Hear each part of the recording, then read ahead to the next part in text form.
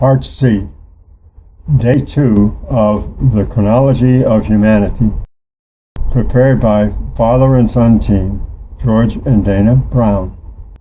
Quote, "The fear of the Lord is the beginning of knowledge, but fools despise wisdom and instruction," unquote. Proverbs 1:7 and Proverbs 9:10. The Chronology of Humanity, Day 2, 6,000 years from creation until the turning point in the spring of 1996 AD. Planet Earth was created with attributes of age in the beginning. Now we come down to the 5 BC birth of Jesus Christ. And humanity went from the horse and buggy into space at the end of the 6th day. And these are 1,000-year days. Day 2, 1001 to 2000 from creation. Noah unto Abraham. God's promise fulfilled with a great flood, 1655 to 1656 from creation. Day 2 demonstrates the consequences of sin with the great flood, 1655 to 1656 from creation. Sin predominated, so God's promise was fulfilled. The earth was cleansed with the flood, and post-flood humanity restarted in a vastly different world. American history began when Noah released the raven and the dove, later known as Indians, people from Cain's lineage and some from Adam's lineage. Clay tablets. Yes, even ancient writings attest to the life in the pre-flood world. Quote, "And a river, the Pison, Jordan River extended, went out of Eden to water the garden. And from thence it, the ocean, was parted and became into 4 heads, the 4 rivers," unquote. That is, the ocean provides water for each river, and the rivers empty into the ocean again. Genesis 2:10. The Earth's hydrology system existed in the beginning. The oceans, from where all water comes, water everything. Water evaporates from the oceans, rivers, and lakes to form clouds that convey rain.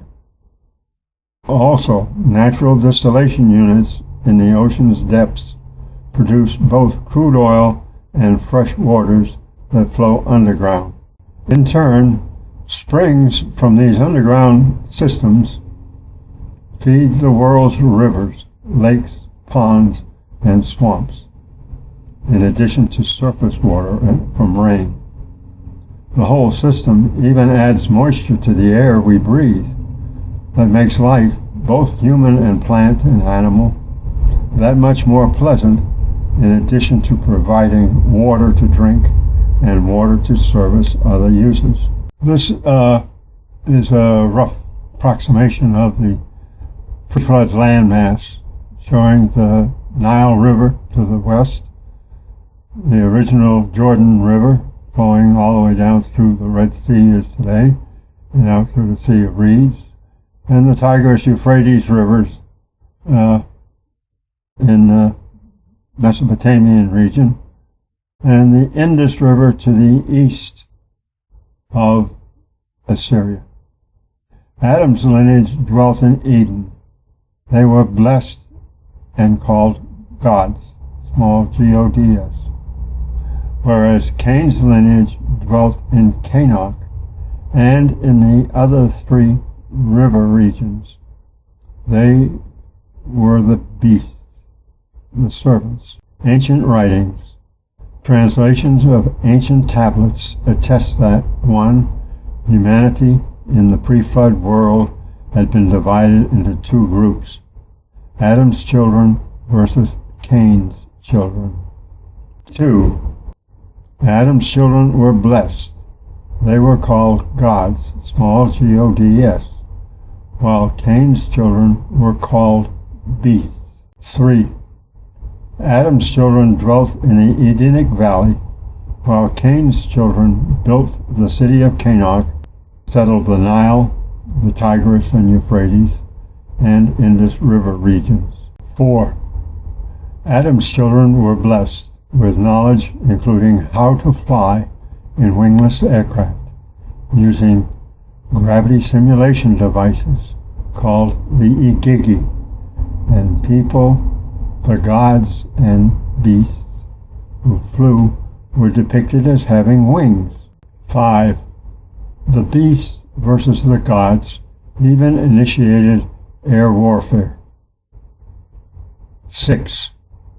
Using the Igigi, people were able to lift great weights with virtually no effort. Evidence of this ability includes the pyramids, Stonehenge, Easter Island monoliths, and the Coral Castle in Homestead, Florida. 7. According to ancient writers, Enoch was taken up by God. However, Enoch apparently flew his family from the Edenic Valley to Easter Island in the South Pacific.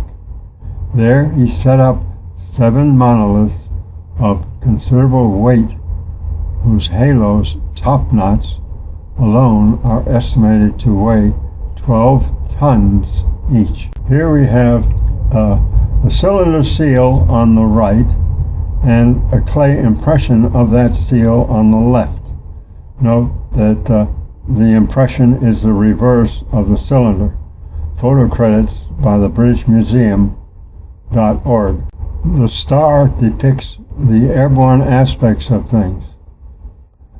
The seated figure is surrounded by a gravitational field. Now note the feet of the figure sitting on the elevated box. In both diagrams, they are higher than other figures, indicating they are airborne. Also note the 2 tiny figures in each diagram in the distance are also airborne, flying in the sky.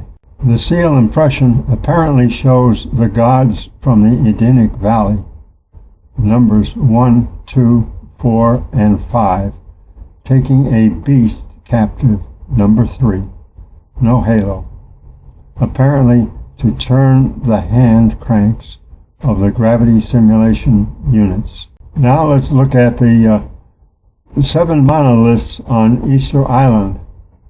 4 of them have the 12-ton top knots on their heads, where the other 3 are in various stages of deterioration.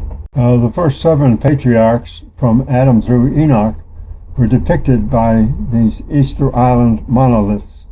You can see here the early 3 and then the last 4 in much better shape, much younger. Okay, the monoliths are set up on a bay in Easter Island. Their backs are toward the water. Now note that modern flight crews wear wings that signify flight. Here we have a book, The Myth from Mesopotamia by Stephanie Dalley. And note again, the ancient wings signify flight.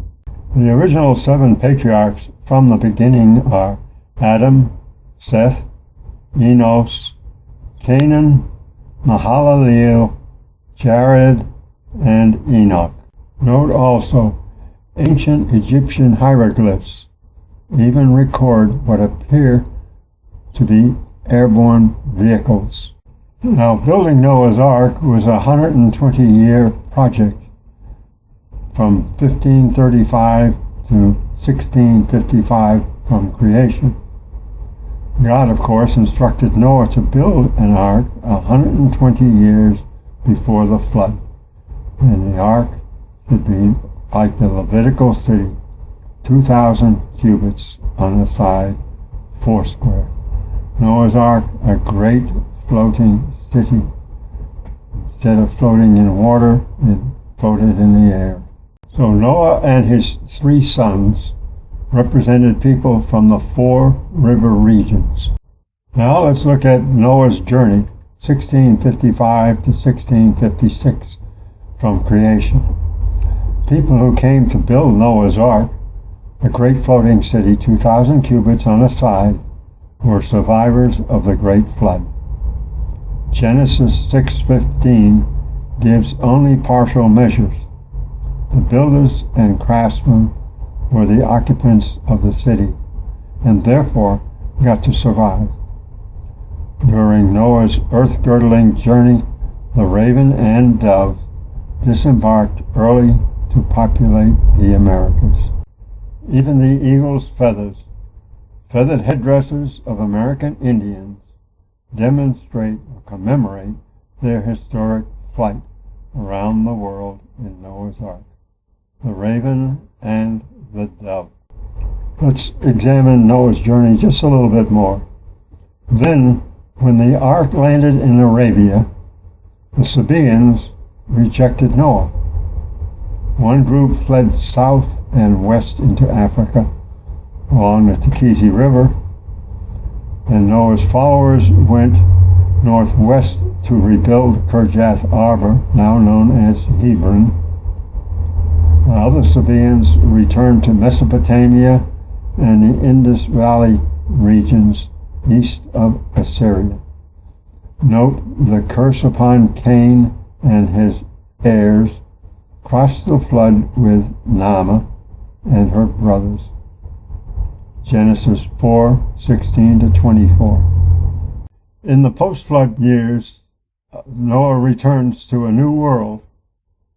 Hebron is shown here. Noah's landing site north of Tema in Harat, the lava fields on the Arabic maps today are called Harat. Noah's Ark, of course, flew above rough seas. Wooden ships have size limitations, and a big wooden vessel capable of years' journey would not survive in heavy seas of a very turbulent nature. This was obviously encountered during the flood interval, with lands rising and sea bottoms settling to fill the voids created. Therefore, Noah's Ark had to be airborne, utilizing gravity simulation devices. In Noah's journey, Noah's Ark flew over dry land even. The need for beasts, Cain's people, to operate gravity simulation devices around the clock to remain airborne was essential. Note that the ground had dried, yet Noah remained in the ark, still continuing on his journey 2 more months. Genesis 8:11 to 16. A rather large vessel normally needs water to float and travel, except for an airborne vessel. Noah's Ark landed atop the area of Canaan, the city of Cain. Just before the flood began, low mountains to the east of the Edenic Valley erupted to cover the area about Canaan with lava and create a void under the Edenic Valley, which sank to fill the void, therefore initiating the flood and the creation of the Red Sea. Thus, Noah continued on across Africa to Arabia before landing in the lava fields called Harat, north of Tema, Arabia. And the ancient well of Tema reached down into the underground fresh water system to provide survivors with needed fresh water. The word Tema means to the south. Okay, the Great Flood again. Modern land masses, which under the pre-flood sea began rising, thus displacing sufficient water to cover the whole earth. As the flood progressed, the ocean bottoms sank to fill the void. Thus, modern topography was created in the days of the Great Flood. Note the Great Rift from modern Russia southward through the Red Sea into Africa did not occur until the days of the Exodus 25:37 from creation. In the days of Peleg, Noah sent people from Hebron to the 3 other river regions to restore the word. Okay, the end of the flood in 1656. And there's 333 years, about 333, until Noah's missionaries depart Arbor, Hebron, about 1988 from creation. And they went to restore righteousness to the other 3 river regions. However, Babel was the beginning of confusion of man's speech. Circa 2000 from creation, or 2005 BC. And Noah died in 2006 from creation, whereas Abraham was born in 2008, 2 years later. Okay, Noah's life, he was called Nupishtim, lived from 1056 again for 950 years to 2006. Genesis 9:28 and 29. Okay, now the death of flying occurred due to Babel. Death of the ancient gravity simulation devices. So man didn't fly again until the Wright brothers. The second 1,000-year day, 1001 from creation to 2000 from creation, is measured by the patriarchs.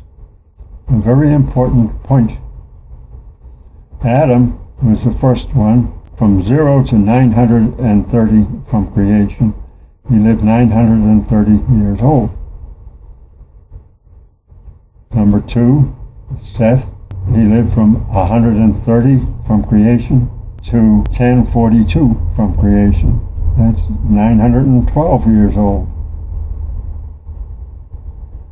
3 was Enos. He was born in 235 from creation, and he lived until 1140 from creation. 905 years old. Number 4, Canaan. Born 325 from creation, and he lived until 1235 from creation. 910 years old. 5, Mahalaleel. Born 395 to 1290 from creation. 895 years old. Number 6, Jared, born 460 from creation, and he lived to 1422 from creation. 962 years old. Now Enoch was born in 622 from creation, and he disappeared or was taken up by God or went to Easter Island about 987 from creation. He's number 7 in the patriarchs. He was 365 years old. There's a little clue right there that something is wrong with the numbers we've been talking about in Scripture. In other words, he was not taken up by God, he was sent by God to Easter Island. Now Methuselah, number 8, was born in 687 from creation, and he lived to 1656 from creation. He died on board the ark at age 969 years old. Number 9, Lamech. He was born in 874 from creation, and he lived 1651 from creation. 777 years old. Note that Lamech is the same name as a gentleman in Cain's lineage. 10, Noah. He was born in 1056, and he lived until 2006 from creation. 950 years old. Note that God instructs Noah to build an ark in 1535 from creation. That's 120 years before the flood. Number 11, Shem was born in 1558 from creation. 2158 from creation is when he died. He was 600 years old. Now the flood, again, was 1655 until 1656 from creation. It lasted 377 days. The history of America began as the lands arose from beneath the ocean bottoms, and Noah released the raven and the dove to begin the American Indian generation. Eventually, the other survivors go to Tama, Arabia, the fresh water source, before dispersing. Habakkuk 3:3. Number 12, Arphaxad. He was born in 1658 and he lived through 2096 from creation. 438 years old. Okay, notice now, people born before the flood lived almost 900 years. After the flood, the lifespans were cut almost in half, with Arphaxad being the first one to show up as 438 years old. All right, now number 13, Selah. He was born in 1693 and he lived to 2126 from creation, 433 years old. Number 14, Eber, was born in 1723 and he lived through 2187 from creation, 464 years old. Now here we drop down again in the days of Peleg. And number 15 is Peleg, born in 1757 and he lived through 1996 from creation, 239 years old. So the lifespan is cut in half again in the days of Peleg, when the world was divided. Now number 16, Ru, was born in 1787 FC, and he lived until 2026 from creation, 239 years old. Number 17 is Sirach, born in 1819 from creation, and he lived to 2049 from creation, 230 years old. Nahor was born in 1849 from creation, and he lived to 1997 from creation, 148 years old. It drops way down now, the lifespans. And number 19 was Terah, Abraham's father. He was born in 1878 from creation, and he lived until 2083 from creation, 205 years old. Now, flood survivors departed Hebron, to restore the word to the three river regions. Genesis 10:25 and 32. Okay, so from 1656 for 333 years until 1988, when the world was divided and the Tower of Babel, man's speech was confused, circa 2000 from creation. Okay, day 3 began with Noah's death in 2006 from creation, and Abraham's birth in 2008 from creation. So Abram was number 20 in the patriarchs list.